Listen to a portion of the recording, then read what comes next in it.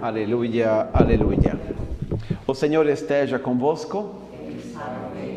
Proclamação do Evangelho de Jesus Cristo segundo Lucas. Glória a vós, Senhor. Naquele tempo, grandes multidões acompanhavam Jesus. Voltando-se, ele lhes disse: Se alguém vem a mim, mas não se desapega de seu pai e sua mãe, sua mulher e seus filhos, seus irmãos e suas irmãs, e até de sua própria vida, não pode ser meu discípulo. Quem não carrega sua cruz e não caminha atrás de mim, não pode ser meu discípulo.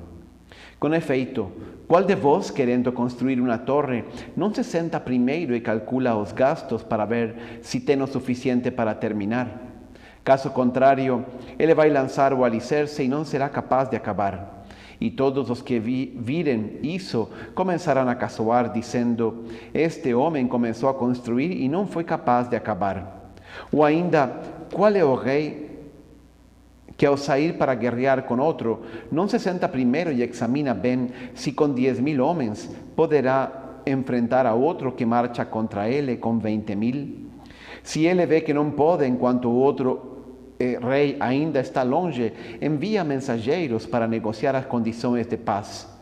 Do mesmo modo, portanto, qualquer um de vós, se não renunciar a tudo o que tem, não pode ser meu discípulo. Palavra da salvação.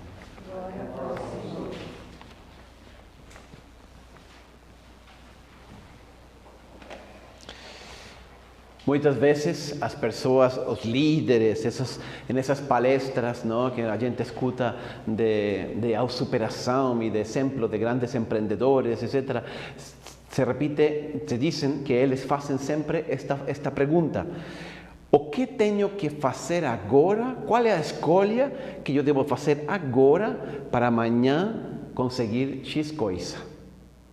Esse é o jeito de pensar de los que conseguem grandes objetivos na vida. Pois bem, em certo sentido, Jesus nos coloca hoje uma pergunta parecida. Ele quer que nós recapacitemos e pensemos bem qual vai ser a escolha que vamos fazer e pensemos muito bem aonde queremos chegar, porque o caminho não vai ser fácil. E Jesus quer hoje advertir-nos. Eu imagino Jesus caminhando na Galileia, seguido por uma multidão de pessoas, todo mundo entusiasmado, mas Jesus les adverte: ser discípulo meu não é coisa fácil. Então, pense muito bem. Se você quer chegar a ser meu discípulo, avalie quais são as condições, quais são as exigências, e depois tome essa decisão coerente e persevere. Porque o caminho não vai ser fácil. É isso que Jesus hoje está nos falando. De fato, isso acontece na vida. Muita gente não pensa, ele entra na vida cristã porque sua mãe era católica, porque sua avó era católica, porque a mim sempre me ensinaram isto, e não avalia, e encontra problemas, dificuldades, e não tem a motivação, a força, a decisão para ser um autêntico cristão, com tudo o que isso significa. O problema é que nós não avaliamos isso. Então, Jesus hoje quer colocar-nos em guarda. Por que o mundo está tão bagunçado? A maior prova, talvez, de que muita gente não está fazendo essa pergunta do jeito certo e não está sendo responder do jeito certo, é que o mundo está muito bagunçado. Por quê? Porque as pessoas não estão seguindo a vontade de Deus, não estão vivendo do jeito que Ele queria, não estão à altura de sua vocação de cristãos. Nós levamos o nome de cristãos. Isso é uma coisa muito séria. Não qualquer um pode levar o nome de cristão quando ele se deriva da palavra Cristo, precisamente de Jesus, que morreu por nós. E eu me vou dizer um cristão sem ser capaz do mínimo sacrifício? Pois bem, hoje Jesus nos coloca esta pergunta. Pense bem o que vai fazer. Quando eu li esse evangelho, me lembrei de uma passagem do Antigo Testamento que aconteceu algo parecido. Quando Deus pegou o povo de Israel, o tirou do Egito e o estava levando à terra prometida, aí ele falou deste jeito: Eis, Moisés falando ao povo, este é o livro do Deuteronômio, e dizendo: Eis que hoje estou colocando diante de ti a vida e a felicidade, ou a morte, a destruição e a infelicidade. Hoje invoco o céu e a terra como testemunhas contra ti, de que apresentei claramente diante de ti os caminhos da vida e da morte, a bênção, a maldição. Escolhe, pois, o caminho da vida, para que viva plenamente tu e tua descendência. Então Moisés, neste caso, dizia, pessoal, é sua escolha. Deus nos guia à terra prometida, mas você escolhe o caminho da vida ou escolhe o caminho da morte. De fato, o povo de Israel fará muitas escolhas erradas, por isso que vão passar 40 anos no deserto. Não precisavam 40 anos para chegar à terra prometida, mas era um povo de cabeça dura, então eles muitas vezes fizeram escolhas erradas. Então, mas aí está a palavra de Deus através de Moisés. Eu coloquei tudo claro desde o princípio. Vocês sabiam a lo que estavam entrando. A resposta não é indiferente.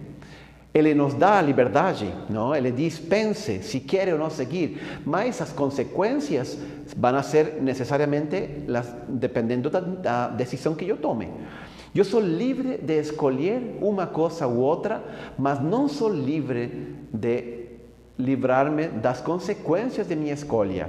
Se eu faço uma escolha, eu vou ganhar a vida. Se eu faço outra, eu vou receber a morte, a infelicidade, como diz aqui o texto do Deuteronômio. Então, Jesus nos dá a liberdade de escolher, mas não a liberdade de fugir das consequências de nossas escolhas. Essa é a gravidade da vida que nós vivemos e essa é a seriedade com que Jesus leva em conta nossa liberdade. Pois bem, neste evangelho de hoje é interessante, Jesus nos coloca 4 escolhas. 4 escolhas que nós temos que fazer para realmente ser um verdadeiro discípulo de Deus. Então, eu vou tentar explicitar um pouquinho isso, para que nós também saibamos quais são as exigências do seguimento de Jesus. Em primeiro lugar, o seguinte: não deixar que outros determinem nossa vida. Essa é a primeira exigência que Jesus coloca, e nós temos que fazer uma escolha. Jesus começa falando deste jeito: se alguém vem a mim, mas não se desapega de seu pai e de sua mãe, de sua mulher e de seus filhos, de seus irmãos, de suas irmãs e até de sua própria vida, não pode ser meu discípulo. O que significa isso?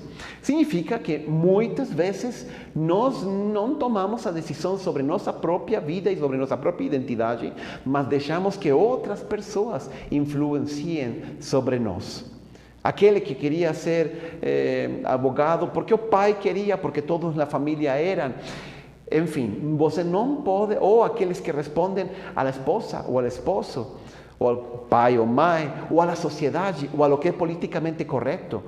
Enfim, à opinião pública, a lo que esperam nas redes sociais de mim. O que é o que determina o quem eu sou? Sou eu realmente a 4 olhos com Jesus, diante da vontade de Deus? Ou deixo que outras pessoas, outras circunstâncias influenciem e determinem quem sou eu? Este é um tema muito importante. Este é o problema da identidade. O problema da identidade é um problema muito sério. Quem sou eu? Deus me criou. E muito tristemente, as pessoas muitas vezes não conseguem resolver adequadamente este problema da identidade. Sempre estão querendo ser outra pessoa ou aparentar alguma fachada, alguma aparência para as pessoas acreditar que eu sou isto ou aquilo. Seguimos ídolos de Hollywood, do cinema, da canção ou do mundo empresarial e não queremos imitar a outros, mas Deus te criou para você ser você. Esse problema da identidade não se resolve olhando para o lado, não se resolve olhando para trás nem para frente, se resolve olhando para Deus. Tem um texto, não o coloquei hoje aqui, mas é um texto de São Paulo que diz assim: nossa vida está escondida com Cristo em Deus. Colossenses 3:1. Nossa vida está escondida. Quem nós somos, só Cristo revela essa verdade para nós. Então, nós precisamos entrar em descobrir nossa identidade em relação com Cristo e não deixar que ninguém mais determine nossa vida. Como dizia Jesus, nem pai, nem mãe, nem filho, nem esposo, nem esposa, nem ninguém, nem nós mesmos. Isso também é um agrego, uma coisa muito importante que Jesus adiciona aí ao final. Nem nós mesmos. Não se trata que eu me liberto de tudo para eu fazer o que eu quiser. Não, porque a nossa vida está escondida com Cristo em Deus. Você quer realizar a maior felicidade possível na sua vida, tem que ir em busca do projeto de Deus. O maior projeto que você pode realizar em sua vida é aquele que Deus pensou para você. Ele te criou desde toda a eternidade com um propósito. Se você descobre isso, você descobre seu propósito, vive seu propósito e vive plenamente a sua vocação. Se nós não descobrimos isso e passamos pela vida sem saber isto, então nós desperdiçamos a vida. E muita gente hoje, tristemente, desperdiça a sua vida.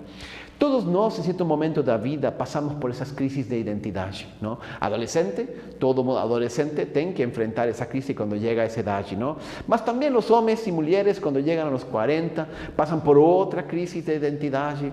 Quem sou eu? Às vezes conquistei muitas coisas e parece que isso não me dá a felicidade. Às vezes não conquistei nada e então eu me sinto insatisfeito.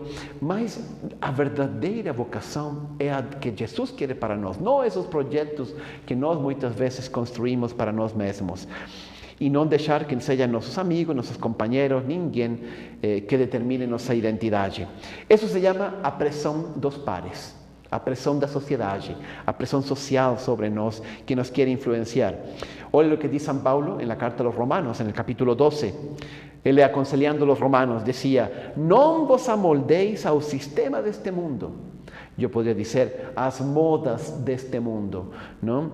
Mas sede transformados pela renovação de vossas mentes, para que experimenteis qual seja a boa, agradável e perfeita vontade de Deus. Ou seja, conformar nossa mente não com o sistema deste mundo, fala Paulo, não com as modas, não com a opinião pública, com o que é politicamente correto, mas conformando minha mente com a boa, agradável e perfeita vontade de Deus. Isso é todo um caminho de discernimento, um caminho de oração, um caminho de busca da vontade de Deus para a minha vida. O próprio Jesus dizia aos discípulos também na última ceia, ele dizia: eis, eles não são do mundo, orando Jesus por seus discípulos, eles não são do mundo, como eu também não sou do mundo. O que significa não ser do mundo? Significa justamente isso, não conformar-se com a moda e as pressões sociais que existem e são muito grandes. Muitas vezes o que comemos, o que vestimos, o penteado que nos levamos, o carro que usamos, a casa que temos, muitas vezes responde às expectativas da sociedade. Mas não é essa a nossa identidade, sino a que Deus quer de nós. Então, a primeira escolha que Jesus disse assim é: não deixar-se determinar por ninguém. Primeira escolha, não deixe que ninguém determine sua identidade, senão só Cristo. Só Deus que tem a vocação para a sua vida. Em segundo lugar, eu diria assim, a segunda escolha que nós temos que fazer é preferir o sacrifício a curto prazo para um ganho a longo prazo. De novo, preferir o sacrifício a longo prazo para ganhar algo a longo prazo. Por que digo isso? Porque Jesus fala isso exatamente. Ele diz assim: quem não carrega sua cruz e não caminha atrás de mim, não pode ser meu discípulo. Eu interpreto essa frase desse jeito. Nós muitas vezes fugimos do sacrifício. Não queremos sacrificar-nos, preferimos o prazer, a comodidade, o que é fácil, a curto prazo, mesmo que isso implique sacrificar o sucesso, o ganho a longo prazo.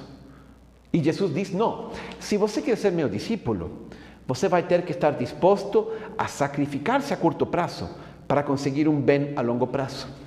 A virtude se conquista assim, o sucesso se conquista assim. A santidade de vida se conquista desse jeito. Sempre eu sacrificando-me a curto prazo para alcançar um bem a longo prazo. A virtude muitas vezes é difícil. A gente tem que segurar, tem que aguentar. Daria vontade de responder quando alguém te machuca, te magoa, te ofende. O natural é responder: me ofenderam, eu também ofendo. Me criticaram, eu também critico.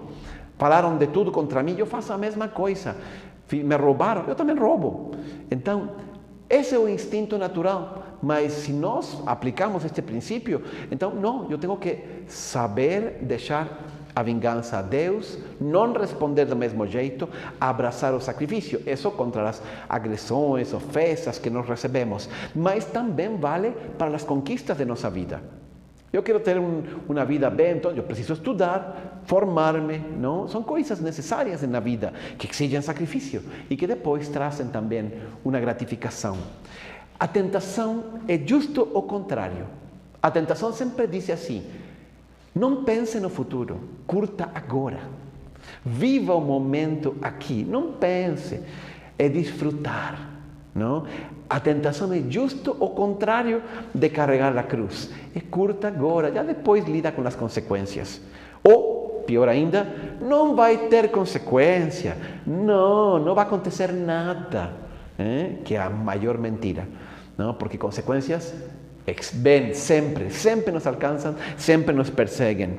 Então, nós temos que aprender isso. A segunda escolha, você quer ser discípulo de Jesus? Então, se arma, porque vai ter que lutar, vai ter que trabalhar, vai ter que ser responsável, vai ter que ser paciente, vai ter que ser bondoso. E muitas vezes isso não vai ser fácil, vai ter que ser humilde. E muitas vezes o egoísmo, o orgulho, querem justamente o contrário. Mas Jesus diz, carregue sua cruz. Carregar a cruz significa isso. Estar disposto a abraçar o sacrifício a curto prazo com tal de alcançar o bem a longo prazo. Todos os grandes objetivos na vida custam. É lógico, é muito mais fácil sentar no sofá, pegar uma pipoca e acender um filme, não? Que ir à academia, não? Que comer alface e salada, não? E depois ler a Bíblia. Você vai a um food court, não? Como se chama? Estes shoppings, ¿no? Un lugar cheio de comidas, ¿no? Aí nesse lugar você vê uma fila de pessoas no McDonald's, uma fila de pessoas no churrasco, uma fila de pessoas lá no hambúrguer. E lá a comida saudável, salada, não tem ninguém. Aí você quer comer rápido, vá na salada. Ah, não, prefiro fazer a fila do hambúrguer, não? Por quê? Porque é mais fácil. É mais fácil. É o que nos pede o corpo. Mas Jesus diz, nós temos que saber sacrificar-nos. Então, a primeira coisa é algo negativo. Não deixe que ninguém determine sua identidade. Não? Uma escolha, eu vou optar por Cristo, olhar só para Deus, seguir só a vontade de Deus. A segunda coisa é algo positivo. Eu vou abraçar um sacrifício, eu vou abraçar algo que me vai custar. Por quê? Porque estou vendo a longo prazo, não a curto prazo. Porque eu quero o bem a longo prazo. E o maior bem a longo prazo se chama Reino dos Céus. Esse é o maior prêmio que Jesus nos quer dar, mas isso vai ser também um prêmio depois de nos sacrificar, depois de carregar a nossa cruz, como Jesus dizia. Eu sempre me chamou muito a atenção, não sei porquê, desde muito tempo, me chamava a atenção esta frase. Aqui vou fazer uma confissão. Era um texto da carta aos Hebreus, no capítulo 13. Ele diz assim: lembrai-vos dos vossos líderes, que vos ensinaram a palavra de Deus, observando-lhes atentamente o resultado de vida que tiveram, imitai-lhes a fé. A mim sempre me chamou essa atenção, esse texto, porque eu pensava, é realmente assim. Você vê pessoas idosas que estão sozinhas, que estão abandonadas, que ninguém se lembra deles e ninguém os respeita. E você vê outras pessoas idosas que, em troca, são grandes personalidades. Estão rodeados de filhos, de netos, têm uma família bonita. A sociedade lembra deles, os respeita, os valoriza. Por quê? Pelas decisões que eles tomaram durante sua vida. Era isso que eu sempre admirava e pensava. Eu dizia, o que tenho que fazer aqui e agora para que quando eu chegue lá, eu sinta que realmente aproveitei a minha vida, seja respeitado, porque eu fiz as escolhas certas aqui e agora. Então, é isso. Carregar a cruz significa abraçar o sacrifício a curto prazo, olhando para um bem a longo prazo. Terceira escolha, levamos duas então. Terceira escolha, a escolher os valores de Deus e não os valores do mundo. Jesus começa a falar de uma torre. Vocês veem, ele aí de pronto, ele começa a falar de uma torre que a gente tem que calcular quanto tem que construir, quanto precisa para construir, e que se não construi e não termina, todo mundo vai a rir de você. A que se refere Jesus com isso? Eu acho que a torre é a santidade. A construção que nós temos que fazer é o projeto de Deus em nossa vida, óbvio. Deus tem um projeto para nós temos que construí-lo, ele não vai chegar sozinho. Nós temos que trabalhar e lutar e construir. Mas esse projeto que Deus tem para nós é um projeto ambicioso, é um projeto difícil de construir. Nós vamos ter que sacrificar-nos e carregar a cruz, como decíamos na segunda escolha, muitas vezes, até chegar lá e construir nossa torre, que é a santidade que Deus quer para nós. Pois bem, aí Jesus diz, avalie muito bem. Para você chegar a terminar essa torre, o que você precisa? Não desanimar no caminho, não cansar, não ficar sem energias, porque senão todo mundo vai rir de você, como diz Jesus. O que significa isso? Que a gente tem que olhar para nossas motivações. Eu quero esse projeto de Deus na minha vida, mas o que me move? O que move minha vida? Eu pergunto para vocês, quais são os 3 valores que mais impulsionam a sua vida todo dia? Quais são as coisas que me tiram da cama pela manhã? Se eu não sei responder essa pergunta, temos um problema. A gente vai encontrar dificuldades, vai encontrar momentos difíceis na vida e vai precisar de muita fé e de muita força de vontade e de muita energia para superá-las e não perder o caminho. Por isso, nós precisamos de motivações muito profundas, as mais profundas que sejam possíveis em nossa vida. Nós precisamos abraçar os valores de Deus, os valores eternos. Isso é o que realmente nos dá a força para vencer qualquer obstáculo. Quando eu sei, Jesus sempre coloca isto de olhar a eternidade. Mesmo que você tenha uma dificuldade, pensa, você vai receber um prêmio lá no céu. E então você consegue superar qualquer problema. Quais são os valores do mundo? Os valores do mundo são o prazer, a riqueza, status, a popularidade, os luxos, o poder, as posses materiais, privilégios, a fama. Quais são os valores de Deus? A paz, a felicidade, a realização profunda, a compaixão, a liberdade verdadeira, a bondade, a simplicidade, o desprendimento e, sobretudo, a vida eterna.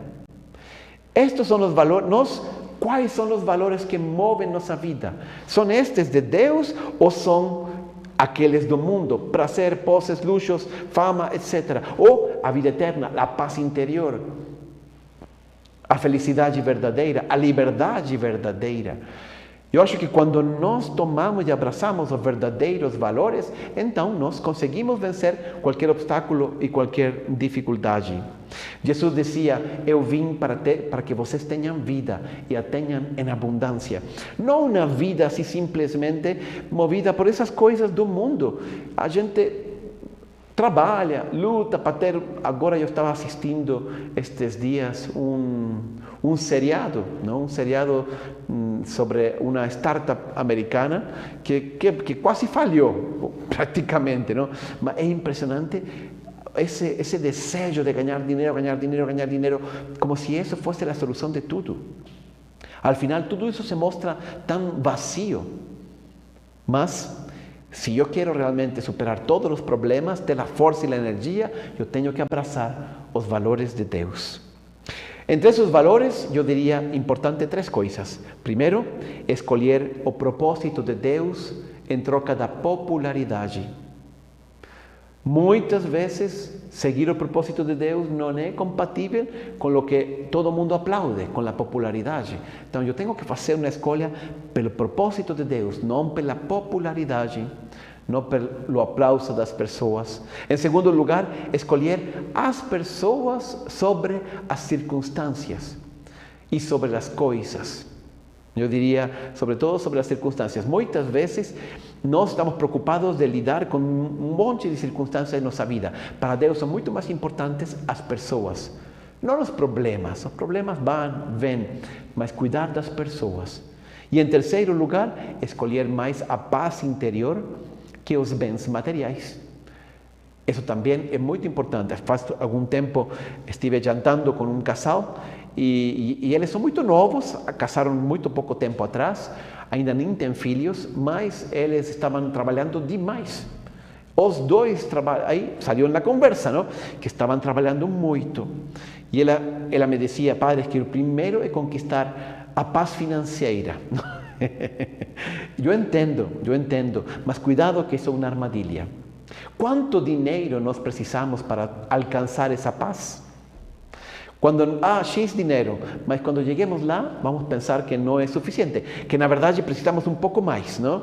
E al final, quanto dinheiro precisamos para ser felizes? A resposta é a seguinte: um pouco mais. Sempre um pouco mais e um pouco mais. Então, não cair nessa armadilha. A paz não vem das posses materiais. Ao contrário, vem de nossa confiança em Deus. Então, primeiro, não deixe que ninguém determine sua identidade, sua vocação, seu projeto de vida, que seja o de Deus. Também não de meus caprichos. Em segundo lugar, abrace o sacrifício a curto prazo para alcançar um bem a longo prazo. Em terceiro lugar, abrace os valores de Deus. Isso são as motivações profundas que nos permitem superar todos os problemas. E, finalmente, escolha viver com fé, não com medo. Al final, Jesus termina falando de uma guerra entre um general que tem 10.000 soldados e que tem que enfrentar outro que tem 20.000 soldados. Imagina, qual é o rei, diz Jesus, ao sair guerrear com outro rei, não se senta primeiro e examina bem se com 10.000 homens poderá enfrentar a outro que marcha contra ele com 20.000. Efetivamente, a vida, nós temos inimigos. O demônio em primeiro lugar, o mundo e às vezes, inclusive, nós mesmos, nossas próprias paixões e nossa sensualidade, que não querem o sacrifício, mas ao contrário, a comodidade. Esses inimigos são muito poderosos, em particular o demônio é muito poderoso. Você pode enfrentar com 10.000 soldados um inimigo que vem com 20.000? Resposta muito clara, não podemos. Não podemos se nós o enfrentamos sozinhos. Por isso, essa escolha é assim. Nós temos que viver com fé, não confiar em nossas forças, confiar em Deus.